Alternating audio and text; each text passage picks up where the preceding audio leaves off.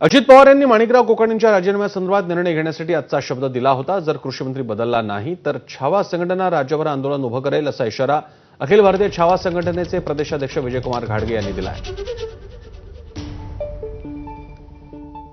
निर्णय झाला पाहिजे हे आमचं म्हणणं आहे आणि अपेक्षितही आहे। अजितदादांनी आम्हाला त्या दिवशी आमच्याकडून शब्द घेतलेला आहे की बाबा राजीनाम्याच्या बाबतीत मंगळवारी निर्णय घेऊ, कृषी मंत्री बदलाही तुमची मागणी आहे, मंगळवारी निर्णय घेऊ म्हणून सांगितलं आणि मी शब्दाचा पक्का आहे या शब्दात त्यांनी आम्हाला सांगितलेलं आहे। आता अजितदादा किती शब्दाचे पक्के आहेत याच्याकडं माझ्यासह महाराष्ट्रातल्या तमाम शेतकऱ्यांचं लक्ष लागलेलं आहे। अजितदादांनी सिद्ध करून दाखवा की ते शब्दाचे पक्के आहेत।